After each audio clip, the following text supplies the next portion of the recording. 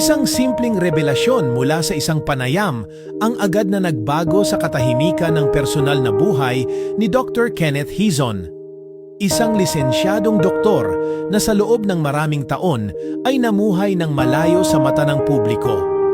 Ngunit sa isang iglap, dahil lamang sa isang kwelang pag-amin ng mismong Catherine Bernardo, isang pambansang bituin, biglang nagulantang ang kanyang tahimik na mundo.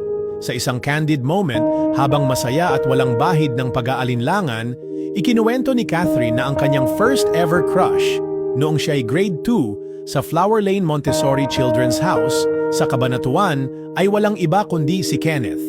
Oo, si Doc Kenneth, ang batang minsan ay hinangaan ng isang simpleng batang si Catherine na ngayon ay isa ng superstar sa Pilipinas.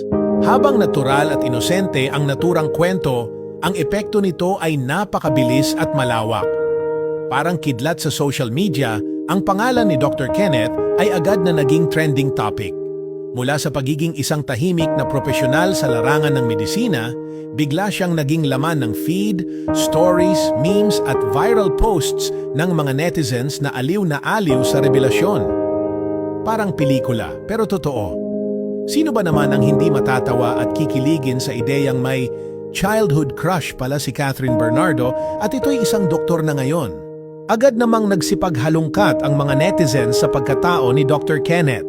Mabilis ang pagkalat ng impormasyon mula sa kanyang tagumpay sa pagkuha ng Physician Licensure Examination noong Oktubre 2024 hanggang sa kanyang academic background bilang graduate ng Medical Technology mula sa Far Eastern University.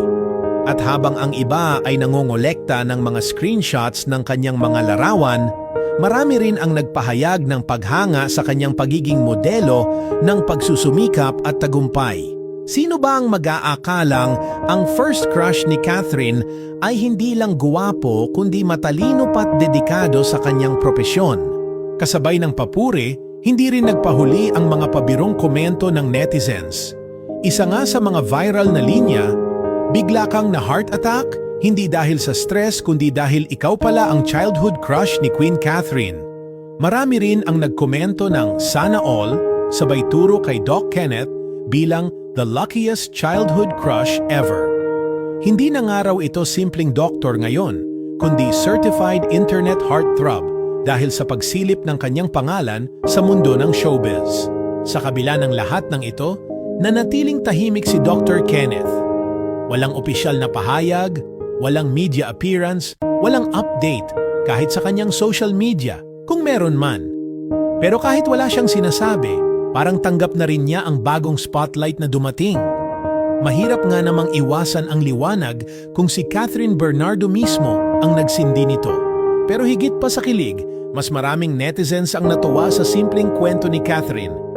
Ipinakita nito ang isang mas personal, mas relatable at mas simpleng aspeto ng kanyang pagkatao, na kahit isa siyang sikat na artista, dumaan din siya sa kabataan kung saan may mga inosenteng paghanga sa kaklase, mga secret crushes at mga simpleng alaala na ngayon ay nagbibigay ng kilig sa milyon-milyong fans.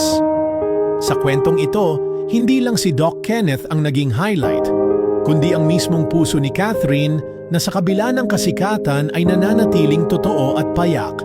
At sa panig ni Dr. Kenneth, tila ito na yata ang pinakakakaibang check-up ng kanyang buhay, hindi para sa katawan ng pasyente, kundi para sa damdaming bigla na lang inatake ng nostalgia, kilig, at pagkaaliw. Sa mata ng publiko, siya na ngayon ang doktor na na-mention ng isang reyna. Ang simpleng Kenneth na minsang naging inspirasyon ng isang batang Catherine na ngayoy hinahangaan ng buong bansa. Hindi natin alam kung hanggang kailan tatagal ang spotlight na ito sa kanya o kung maglalabas pa siya ng sariling pahayag. Pero ang tiyak sa maikling kwentong ito, isang alaala ang nabuhay at isang buhay ang nabago mula sa simpleng pagkakakrush patungo sa isang kwento ng pagkakaibigan, nostalgia, at kasiyahan na muling nagpakilig sa mga pusong matagal nang naniniwala sa magic ng mga simpleng sandali.